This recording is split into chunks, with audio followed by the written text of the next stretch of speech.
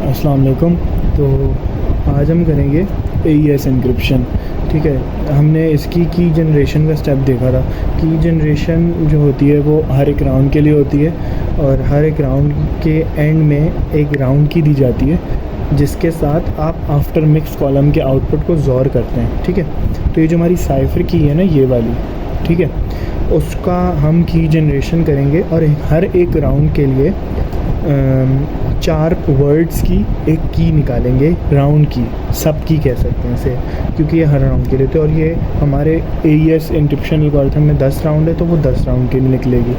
ठीक है, तो डिस्कस तो हमने कर लिया था, तो हम इस एल्गोरिथम पे फिर फोकस करते हैं। ठीक है, तो ये जो हमारे पे इनपुट और साइफ़र की हैं, ये हमारे पास कितनी होंगी, एक सेल में समझे 8 बिट्स की वैल्यू है। ठीक है, तो हमारे पास AES में होता है कि 128 बिट्स की प्लेन टेक्स्ट है और साइफ़र की है। अभी हम मतलब 2-3 सिनेरियोज होते हैं, तो हम अभी 128 बिट वाला सिनेरियो सोच रहे हैं। ठीक है, तो हमारा इनपुट ऐसा दिया जाएगा कि 128 बिट का। ठीक है, इसी तरीके से की भी दी जाएगी। इनपुट प्लेन टेक्स्ट हो सकता है ABCD का कुछ लिखा हो।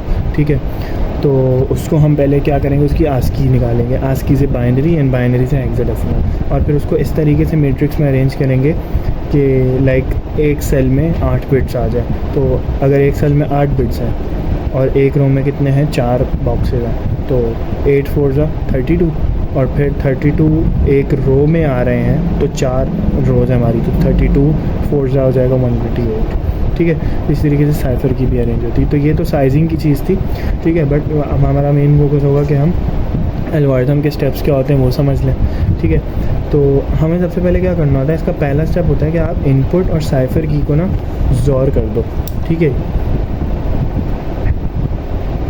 इन दोनों को ज़ोर करके ये एक आउटपुट फिल कर दो। ये हम कह सकते हैं ये एक प्री राउंड ट्रांसफॉर्मेशन स्टेप है, स्टार्टिंग में होगा। सबसे पहले ये आउटपुट फिल कर देंगे।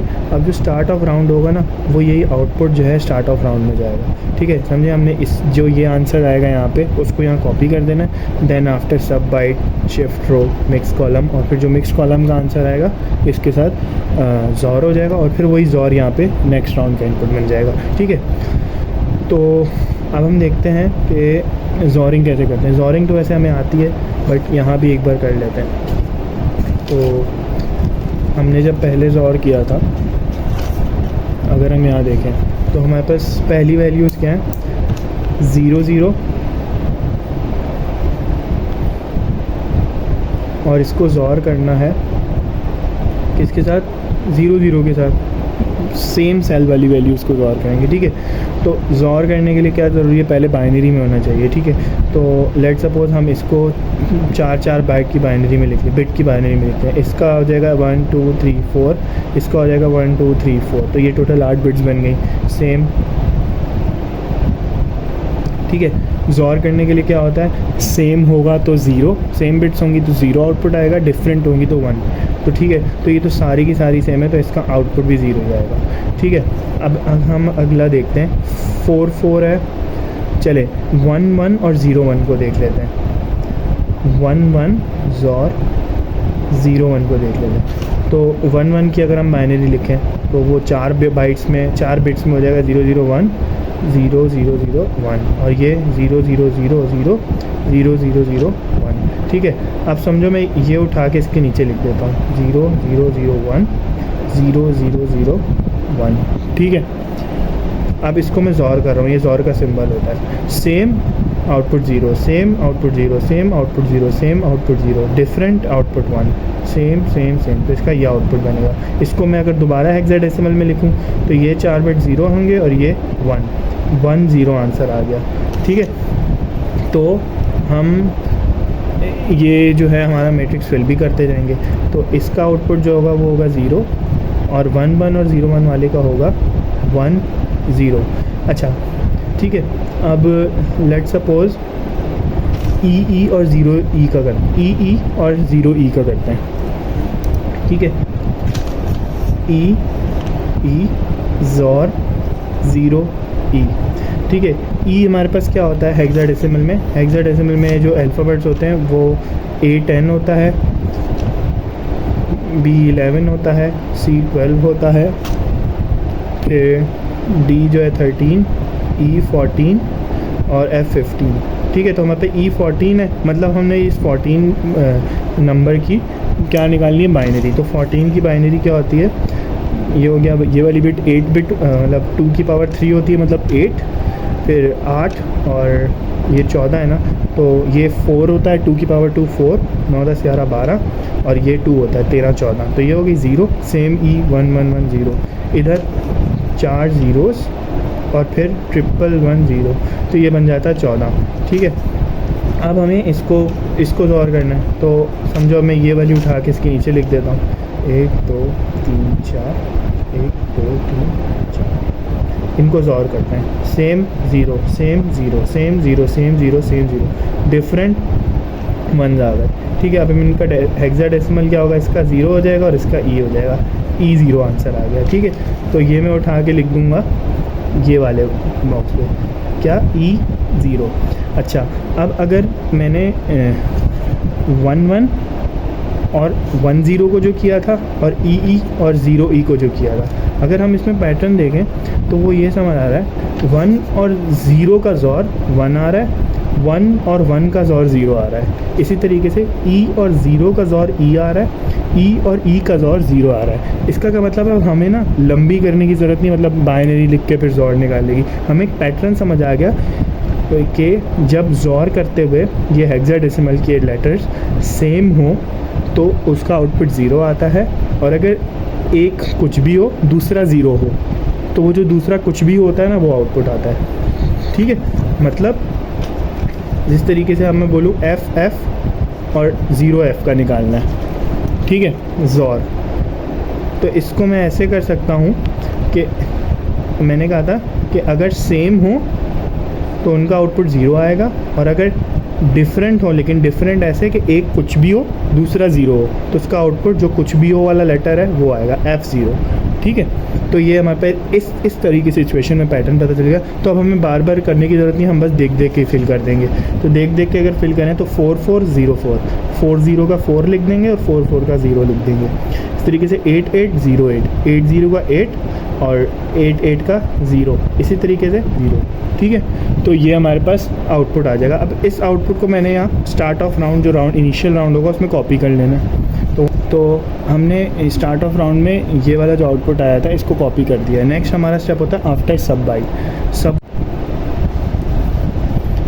अच्छा, तो हमने आउटपुट को यहाँ पे स्टार्ट ऑफ राउंड में कॉपी कर लिया है। नेक्स्ट हमने करना है आफ्टर सब बाइट। तो जिस तरीके से DES में हमारे पास एक की थी या प्री डिफाइंड कुछ मैट्रिक्स दिए हुए थे, लाइक P परम्यूटेशन, IP और S बॉक्स, तो यहाँ भी एक S बॉक्स होता है जिसमें 16x16 का मैट्रिक्स है। 16 मतलब हेक्साडेसिमल में टोटल 16 बेसिक नंबर्स या लेटर्स होते हैं ना, तो वो, तो इसमें हमें क्या करना होता है, स्टार्ट ऑफ राउंड के कोई भी सेल उठा लो, लाइक मैंने उठा लिया 5 0।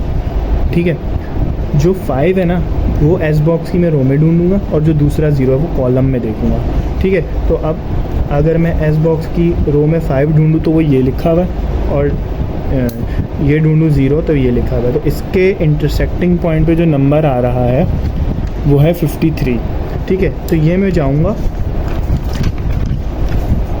मैंने 5 0 के लिए ढूंढा था तो मैं उसके कोरिस्पॉन्डिंग बॉक्स में लिख दूँगा 53। ठीक है, सेम इसी तरीके से मैं किसी और का ढूंढ लेता हूँ, लाइक मैं B0 का ढूंढ लेता हूँ। तो B मेरे पास ये है और 0 मेरे पास ये, तो इसका इंटरसेक्टिंग पॉइंट आ रहा है E7, सॉरी नज़र नहीं आया, तो B और 0 E7। ठीक है, तो मैं उसको भी फिलअप कर दूँगा। तो B0 ये था तो मैं लिख दूँगा E7। तो ये जो है इसी तरीके से मैं फ़िलअप कर लेता हूँ पूरा। इस तरीके से मैंने पूरा फ़िलअप कर लेना है। नेक्स्ट हमारा राउंड होता है आफ्टर शिफ्ट रो। शिफ्ट रो पे एक रूल के तहत हम करते हैं। वो क्या होता है कि जो आफ्टर सब बाइट वाला मैट्रिक्स है उसकी पहली रो है ना, तो अगले में आप उसको सेम को फिल कर दो। मतलब वैसे इसमें ना लेफ़्ट सर्कुलर शिफ्ट चलते हैं, ठीक है, लेकिन वो किस तरीके से चलते हैं, अगर पहली रो है तो 1, अगर रो नंबर 1 है तो 1 - 0 left shift, left circular shift. Row number 2 है तो 2 - 1 लेफ़्ट सर्कुलर शिफ्ट, तो मतलब 1 LCS। इस तरीके से रो नंबर 3 है तो 3 - 1 2 लेफ़्ट सर्कुलर शिफ्ट रो 3 के लिए, और रो 4 है तो 4 - 1 3 लेफ़्ट सर्कुलर शिफ्ट रो 4 के लिए। ठीक है, तो अब अगर हम पहली रो फिल करने वाले हैं, ठीक है, तो पहली रो ये बनती है, तो हम उसमें कोई लेफ़्ट सर्कुलर शिफ्ट नहीं लगाएंगे, मतलब रो 1 है 0 लेफ़्ट सर्कुलर शिफ्ट। तो मैं क्या कर सकता हूँ, ईज़िली जितने भी यहाँ नंबर्स लिखे हैं उनको सेम फिल कर सकता हूँ। 63 09 CD BA। बट जो ये नीचे वाला है ना CA 53 60 70, ठीक है, इनको मुझे 1 लेफ़्ट सर्कुलर शिफ्ट करना पड़ेगा। क्यों? क्योंकि ये रो 2 है तो 2 - 1 1 लेफ़्ट सर्कुलर शिफ्ट। ठीक है, मतलब जिस रो में हो उससे एक कम लेफ़्ट सर्कुलर शिफ्ट करना है आपने। ठीक है, तो अगर ये है CA 53 60 70, अगर मैं इसको अलग से देखूं वो मैं ऐसे कर सकता हूं, लाइक मेरे पास जो नंबर्स हैं मैं इसको एक वेक्टर मतलब कॉलम वाइज लिख देता हूँ। CA 53 60 और 70। तो जब मैं इसमें 1 लेफ़्ट सर्कुलर शिफ्ट लगाऊंगा ना, सर्कुलर क्या होता है, जो आप पहली चीज़ है उसको उठाते हो और नीचे ले जाते हो और बाकियों को ऊपर कर देते हो। या मैं इसको ऐसे लिखूँ CA 53 60 70, तो मैं इस पूरे को उठाऊंगा, इधर ले आऊँगा, इसको इधर, इसको इधर, इसको इधर, तो ये अब बन जाएगी 53 60 70। तो ये इस तरीके से मेरे पास इसका आंसर आ जाएगा, CA एंड में चला जाएगा। ठीक है, तो यही चीज़ मुझे करनी है इधर। तो मैं बस सिंपल अब ये यहाँ पे क्या कर सकता हूँ कि 53 60 70 और CA। अब मुझे 2 लेफ़्ट सर्कुलर शिफ्ट करना है। मैंने 1 में क्या किया था, 1 उठाया था। 2 में क्या करूँगा, 2 बॉक्सेस पीछे लेके जाऊँगा। इसको भी अगर हम यहाँ देखें तो B7 D0 E0 E1। ठीक है, ये इस तरीके से होंगे। अब मैंने क्या करना है, पहले मैं एक पोजीशन पीछे लेके जा रहा था, अब मुझे 2 लेके जानी है। ठीक है, तो अब D0 नहीं इधर आएगा, अब E0 इधर आएगा, मतलब E अपनी जगह से उठ के पहले इधर आया और एक और स्टेप से इधर आ गया, तो E0 यहाँ पे आ जाएगा। ठीक है, इसी तरीके से E1 इधर आया और इधर आ गया, तो E1 यहाँ आ गया। इसी तरीके से D0 जो है वो पहले इधर आया और फिर इधर चला गया। ठीक है, D0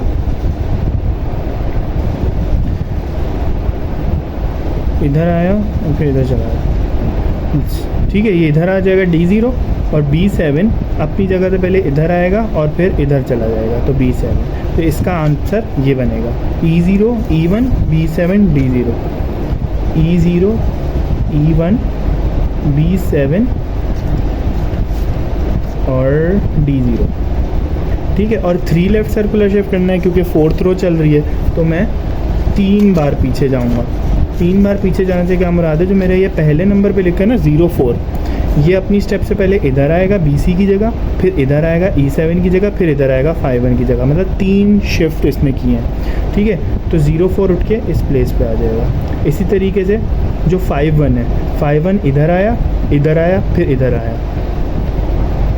ठीक है, फिर इस तरह E7 पहले इधर आया, फिर इधर आया। ठीक है, E7 की जगह E7 आ गया इधर।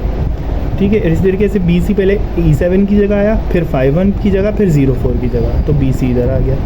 इस तरीके से हमारा आफ्टर शिफ्ट रो काम करता है। सही है, तो ये वर्कशीट आप खुद भी सॉल्व करते जाएंगे तो आपको और ज़्यादा समझ आएगा। नेक्स्ट आता है मिक्स कॉलम। ठीक है, मिक्स कॉलम जो है ना, आप सिर्फ यहाँ पे मतलब बैठे नहीं कर सकते, इसके लिए अलग से रफ शीट भी चाहिए। ठीक है, तो वो मैं अलग से भी सॉल्व कराऊंगा, लेकिन इससे पहले हमें एक चीज़ समझनी है, दैट इज़ ये मिक्स कॉलम की जो सारी चीज़ें दी हुई हैं। मिक्स कॉलम में ना एक ये फिक्स पैटर्न का एक मैट्रिक्स होता है, ये जो दिया 02 03 01 01। ठीक है, और फिर ये एक वेक्टर होता है, या ये भी एक मैट्रिक्स ही होता है, यहाँ वेक्टर लग रहा है। ठीक है, S ये आफ्टर शिफ्ट रो का मैट्रिक्स होता है जिसको हमने एज लाइक मल्टीप्लाई कराना होता है इस फिक्स पैटर्न के मैट्रिक्स के साथ। उससे फिर हमारे पास आफ्टर मिक्स कॉलम का एक मैट्रिक्स बन के आता है। फिर उस आफ्टर मिक्स कॉलम के मैट्रिक्स को राउंड की से मल्टीप्लाई जोर करते हैं और वो फिर नेक्स्ट राउंड का इनपुट बन जाता है। ठीक है, तो इसको यहाँ पे देखते हैं। इसके साथ एक ना ये फंक्शन होता है गैल्वा फंक्शन। ठीक है, ये भी हम देखेंगे, तो इसको हम सॉल्व करते हुए देखते हैं। अच्छा, तो ये हम देख रहे थे कि मिक्स कॉलम को कैसे सॉल्व करते हैं। मैंने ये चीज़ें बता दी थी। ये ना कुछ समझें एक तरह का फंक्शन ही लिखा हुआ है कि आपने अपनी प्री डिफाइंड, तो ये कुछ फंक्शन लिख के मैं कि आपने फर्स्ट रो को इस पूरे के साथ जो है मल्टीप्लाई करना है। ठीक है, और फिर ये मतलब जॉरिंग करनी है, मल्टीप्लिकेशन करनी है, और इसमें पॉलिनोमियल अर्थमेटिक भी आ जाती है। तो हम इसको खुद से देखते हैं, इसको थोड़ा आसान करके समझने की कोशिश करते हैं। ठीक है, तो हमारे पास जो हमारा प्री डिफाइंड मैट्रिक्स था जो मिक्स कॉलम के लिए दिया था वो, और आफ्टर शिफ्ट रो प्रोसेस का के बाद जो मैट्रिक्स आया था वो लिख दिया हमने। और एक ना गैलियंस लिखने से पढ़ते गैल्वा है, गैल्वा फंक्शन होता है ये। ठीक है, तो इसका यूज़ किस तरह होगा वो हम जब देखेंगे ना एल्गोरिथम के अंदर इसको सॉल्व करते तो ज़्यादा समझ आ जाएगा। ठीक है, तो ऐसे करते हैं कि इसकी जो है ना मैट्रिक्स मल्टीप्लिकेशन के रूल्स तो पता है। फर्स्ट रो फर्स्ट कॉलम, ठीक है, first row second column, first row third, first row fourth, इस तरीके से पहली रो फिल हो जाती है। फिर हम सेकंड कॉलम पे जाते हैं, second row first column, second row का जो आंसर मैट्रिक्स होता है कि सेकंड रो का फर्स्ट एलिमेंट फिल हो जाता है, सेकंड रो सेकंड कॉलम, इस तरीके से ही चलता है। ठीक है, तो हम देखते हैं हमने क्या करना है। ठीक है, तो हमने यहाँ पे सबसे पहले हमारा जो आंसर मैट्रिक्स आएगा, लाइक समझे हमें R1 निकालना है। ठीक है, हम सोच रहे हैं कि हमारा जो आंसर मैट्रिक्स है ना वो ये आएगा। इसका मैं यहाँ लिख रहा हूँ इक्वल्स आंसर मैट्रिक्स। तो R1, R2, R3, R4, R5, 6, 7, 8 ब्ला ब्ला ब्ला, और ये मतलब दो और रो कॉलम्स बन जाएंगे। ठीक है, तो अभी मैं R1 निकाल रहा हूँ। R1 निकालने का जो फार्मूला होगा वो कुछ इस तरीके से होगा कि मैं क्या करता हूँ, ये पूरी रो को इस पूरे कॉलम से मल्टीप्लाई करता हूँ ना, तो इसमें क्या होता है कि ये वाला एलिमेंट इससे मल्टीप्लाई होता है, ये वाला इससे, ये वाला इससे, कोरिस्पॉन्डिंग एलिमेंट्स होते जाते हैं। तो यहाँ भी इसी तरीके से लिखूँगा 0 2 मल्टी। ठीक है, तो ये पूरी इक्वेशन बन जाएगी। अब चूंकि ये जो है एक्चुअल नंबर्स नहीं है जिनको हम बोलें कि 2 को 63 से मल्टीप्लाई कर दो, ये हेक्साडेसिमल डिजिट्स है, तो ये नॉर्मली होने वाले नहीं है मल्टीप्लाई। तो इनको हम जिस तरीके से सॉल्व करने वाले वो ऐसे है कि पहले इनकी बाइनरीज लिख देंगे सबकी। ठीक है, लेट सपोज मैं 0 2 मल्टीप्लाई बाई 63 करने लगा। ठीक है, तो मैं इसकी बाइनरी लिख दूँगा। इसमें 0 2 की बाइनरी क्या होगी, 1 2 3 4, और 2 की बाइनरी होगी 0 0 1 0। इस तरीके से फिर मल्टीप्लाई का बीच में साइन डाल के 6 की बाइनरी लिख दूँगा।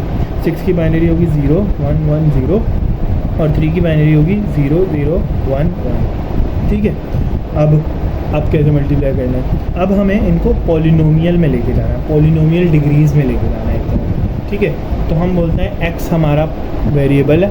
ठीक है, और इसकी जो पावर्स होंगी ना वो होंगी 0 1 2 3 4। ठीक है, हम सिर्फ वो x में असल में जितने भी हम पॉलिनोमियल बनाएंगे ना वो सब आपस में ऐड हो जाएंगे। ठीक है, लाइक इसका मैंने बनाया x और ये 0th पोजीशन पे था, इसका बनाया x पावर 1, ये आपस में ऐड हो जाएंगे।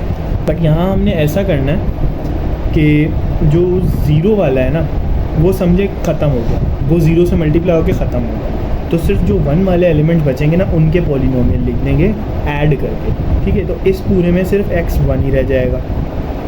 ठीक है, फिर यहाँ पे मल्टीप्लाई का साइन डालना है, डाल दो, नहीं डालना नहीं डालो। ठीक है, अब ये है, तो ये है x0, ये है x1, 2 3 4, ये 0 है तुमको नहीं लिखेंगे, फिर 5 और 6, फिर 7 भी 0 है। हम क्या करेंगे, x 6 लिखेंगे क्योंकि ये 7th पोजीशन पे 7 डिग्री का है, तो ये और 0 हो गया। ये x 6 डिग्री का है तो हमने वो लिख दिया, मेंशन कर दिया 6। फिर ये 5 का है तो 5 लिख दिया। 4 3 2 0 है वो ख़त्म कर देंगे। फिर x पोजीशन 1 और फिर 0। ठीक है, ये हो गए।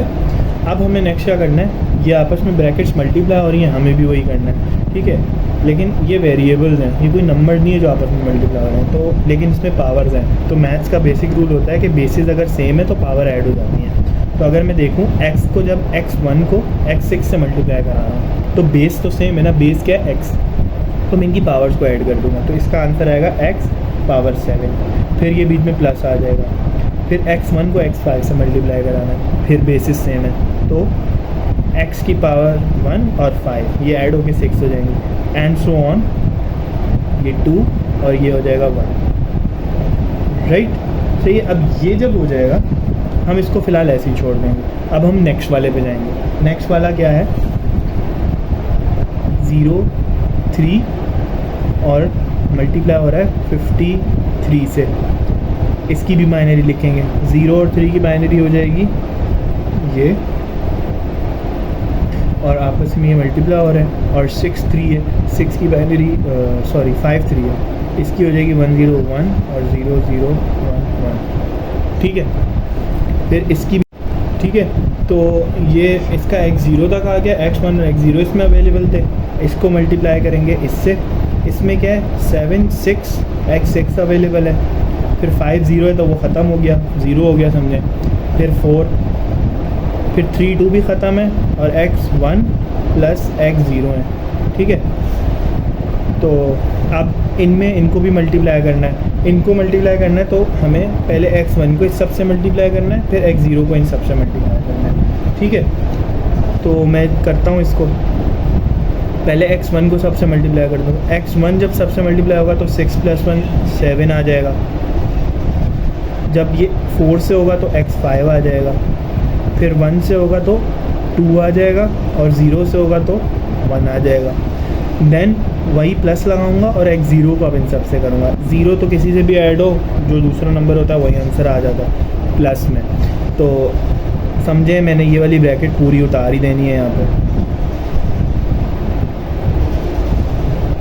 ठीक है। अच्छा, इसमें ना एक ये होता है कि अगर सेम पॉलिनोमियल है ना तो आपस में कट जाते हैं, ठीक है। तो इस तरीके से इसमें कौन कौन सा सेम है, एक 1 सेम है, आपस में क्रॉस हो गए, बाकी कोई भी सेम नहीं है, सिर्फ यही सेम है।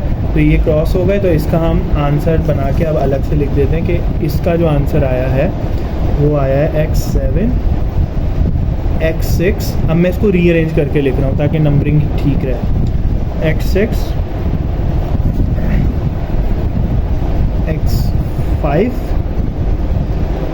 x4। अच्छा, तो ये हो जाएगा हमारे लास्ट टर्म का आउटपुट।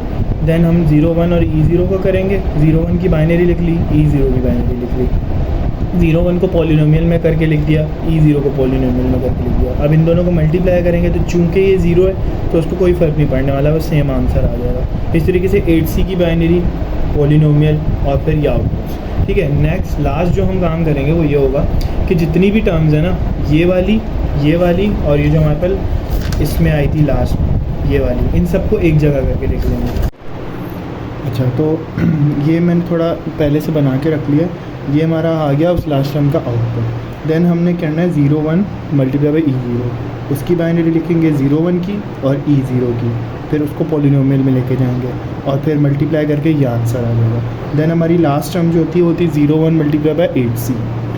0 1 की बाइनरी, 8c की बाइनरी, ठीक है।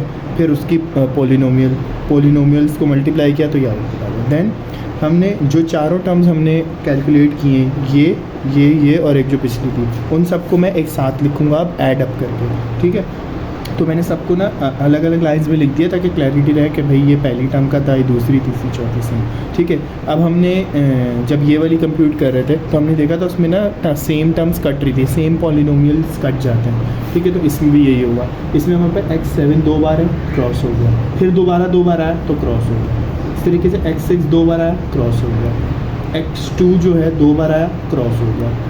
x5 2 बार आया, क्रॉस हो गया। इसके अलावा हर चीज़ यूनिक नज़र आ रही है तो मैं अलग से लिख देता हूँ, और फिर भी ऑर्डर के साथ, पावर की ऑर्डर के साथ। सबसे बड़ी x6, उसके बाद x3, फिर 2, फिर 1 और फिर 0। अच्छा, अब ये हमारे पास उस पूरी इक्वेशन का आउटपुट आया है, ठीक है।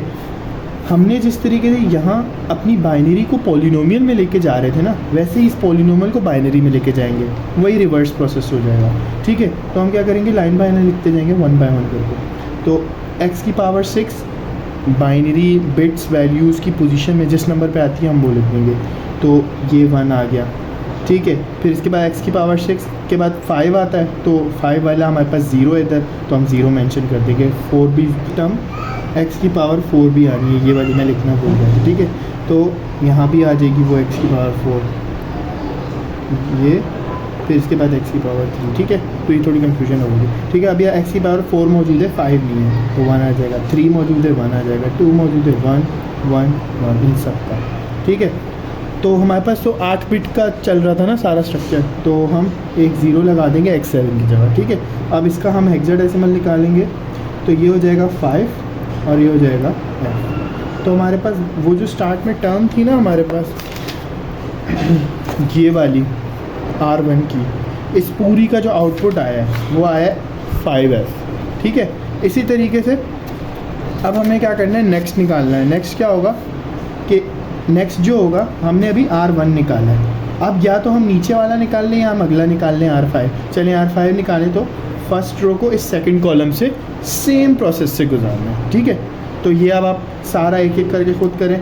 First row second column R5 आ जाएगा, फर्स्ट रो थर्ड कॉलम, तो ये जो R का प्लेस होगा वो आ जाएगा। फर्स्ट रो लास्ट कॉलम, जो लास्ट प्लेस होगा वो। ठीक है, फिर सेकंड रो आ जाएगी, सेकंड रो को फर्स्ट कॉलम से करेंगे R2, सो ऑन चलेगा।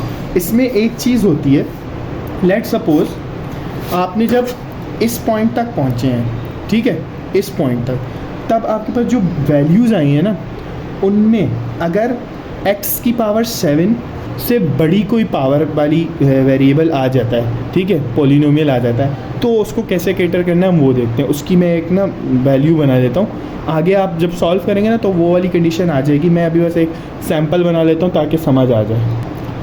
तो ये वो सैम्पल है। ठीक है, अब इसमें आ गया x की पावर 8। ठीक है, हमारे पास टोटल 8 बिट्स थी। ठीक है, मतलब 1 2 3 4 5 6 7 8। ठीक है, अब अगर हम देखें तो ये जो है 7, ये 6, ये 5, ये 4, ये 3, ये 2, ये 1, ये 0, लेकिन अब जो प्लेस आ रही है वो 8 आ रही है। इसको हम कहाँ लेके जाएं? इसको रिजॉल्व करने के लिए हमारे पास गैल्वा फंक्शन होता है जो उन्होंने हमारे को बताया था यहाँ। ठीक है, हम इसके ज़रिए इसको कैलकुलेट करते हैं। अब इसका गैल्वा फंक्शन क्या है, x पावर 8 4 3 1 और 1। ठीक है, तो हमारे पास m ऑफ x होता है x पावर 8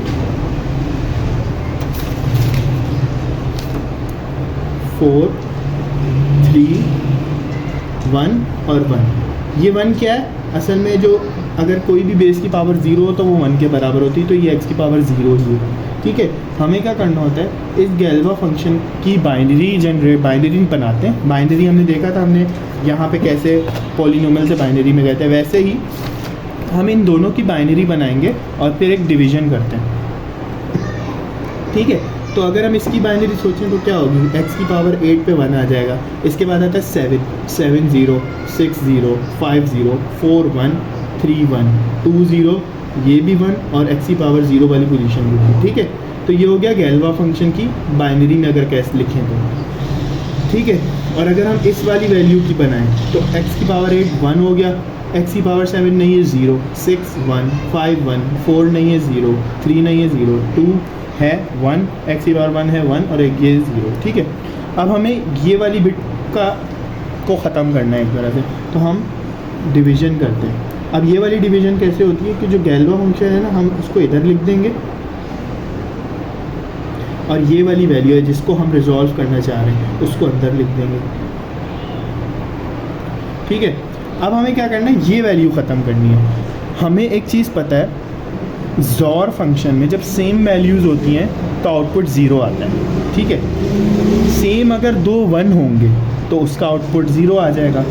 तो अगर मैं इसके नीचे 1 लगाऊं और उसको ज़ॉर कर दूं तो ये वाली जो प्लेस है वो हमें 0 दे देगी। तो हम इस तरीके से कुछ सोचते हैं। ठीक है, हम क्या कर सकते हैं कि इस पूरी बाइनरी को 1 से मल्टीप्लाई कराएं, तो क्या होगा, 1 1 ज़ा 1, इसके नीचे आ जाएगा 1, 0 1 ज़ा 0, 0 1 से 0, ठीक है। तो ये सब जब 1 से मल्टीप्लाई होगा तो सेम ही आएगा, तो मैं सारे को लाइन बाय लाइन उतार लेता हूँ, ठीक है। 1 1 0 1 1, ठीक है। अब मेरे को इस हर एक बिट की वैल्यू को ज़ोर करना है। 1 और 1 को मैं ज़ोर करूँगा वो 0 हो जाएगा या सपोज़ ख़त्म हो जाएगा, ठीक है। तो मेरे पास मसला हल हो गया। 0 0 को ज़ोर करूँगा 0 आएगा, 1 0 को ज़ोर करूँगा 1, इसको ज़ोर किया 1, इसको ज़ोर किया 1 1 1, इसको ज़ोर किया 0, इसको ज़ोर किया 1। तो अब ये जो आउटपुट आया है ना, ये मेरा, अगर वो जो टर्म का ये आउटपुट था, समझे, जिस तरीके से हमारी पहली टर्म जो हमने सॉल्व की थी उसका आउटपुट ये था ना, और फिर बाइनरी ये बनी थी। तो लेट्स सपोज हमारी एक और टर्म का आउटपुट ये आया, उसकी बाइनरी ये बनी थी, लेकिन उसकी एक बिट बढ़ रही थी, तो हमने उसको गैल्वा फंक्शन की मदद से रिड्यूस किया, हमारी अपनी 8 बिट्स पे लाए, उस पर फिर हमारे पे ये आउटपुट आ गया। अब हम ये लिख सकते हैं, ठीक है। अब ये कितने हो गए, 1 2 3 4 5 6 7 8, 8 बिट्स हो गई। अब इसको मैं हेक्साडेसिमल में कन्वर्ट कर लूँगा। ये होता है 7 और ये होता है 8 9 10 11 12 13 A B C D। तो वो 13 जो होता है D होता है। तो हमारा एक टर्म है जिसका सपोज आउटपुट 7D आया है, ठीक है। इसके तरह एक और हम सिनेरियो कंसिडर कर सकते हैं, ठीक है। ये सिनेरियो है। अब इसमें जो हमारे पास एक टर्म हमने सॉल्व की, उसका आउटपुट टोटल ये आया। अब मैं इसको अगर बाइनरी में लिखूँ तो क्या होगा, अब ये x की पावर 9 पे चलेगी, 8 भी नहीं 9, कितनी भी बढ़ सकती हैं। तो हमने उन सबको गैल्वा फंक्शन की मदद से सॉल्व करना है। तो मैं इसकी बाइनरी लिखूँ तो वो 9 पोजीशन वाला 1 हो गया, 8 पोजीशन वाला 0 हो गया, 7 वाला 1 हो गया, 6 वाला 1 हो गया, 5 वाला 0, 4 वाला 0, 3 वाला 1, 2 वाला 0, 1 वाला 1, 0 वाला 0। और गैल्वा फंक्शन मैंने देखा था कि क्या होता है, उसकी बाइनरी ये होती है, मैं डायरेक्ट बाइनरी लिख रहा हूँ, 1 0 0 0 1 1 0 1 1, 1 0 0 1 1 0 1 1, ठीक है। सॉरी 1 1 0 0 1 0, ये आउटपुट होता है, ठीक है। अब मैं इस वही डिवीज़न वाला काम करूँगा, लेकिन अब थोड़ा डिवीज़न बढ़ेगी। क्यों? क्योंकि अब 2 प्लेसेस आ गई हैं जो ज़्यादा हैं, ठीक है। तो 1 0 0 1 1 0 0 1 0, और अंदर मैं ये लिख दूँगा 1 0 1 1 0 0 1 0 1 0, ठीक है। ये जो था मेरा आउटपुट था, ये मेरा गैल्वा फंक्शन है। अब मैंने क्या करना है, सबसे पहले मुझे इस बिट को ख़त्म करना है, वही मैं करूँगा 1 से मल्टीप्लाई कर दूँगा। अब ये जितनी भी बिट्स हैं वो यहाँ लाइन से उतार दूँगा, 0 0 1 1 0 0, ये ज़्यादा तो नहीं हो गई, 1 0 0 0 1 1, अच्छा।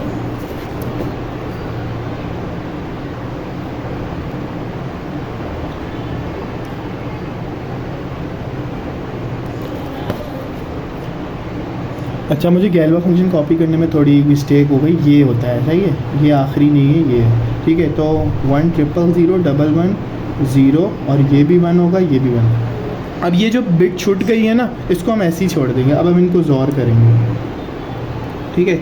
तो 1 1 का ज़ोर हो जाएगा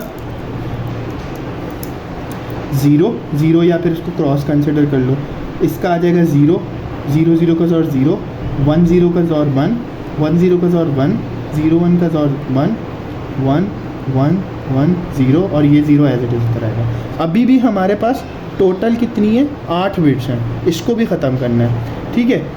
अब चूँकि ये 0 है, हम इसको अनकंसिडर भी कर सकते थे, लेकिन हमने अब एक स्टेप है एल्गोरिथम ने तो फॉलो करना ही है, जब तक उसके पास ऑब्वियस 8 बिट्स नहीं बच जाती, तो वो इसको भी करेगा। तो वो क्या कैसे करेगा, इस प्लेस पे अगर हमने 0 को ख़त्म करना है तो मुझे इसको 0 से ही ज़ोर करना पड़ेगा।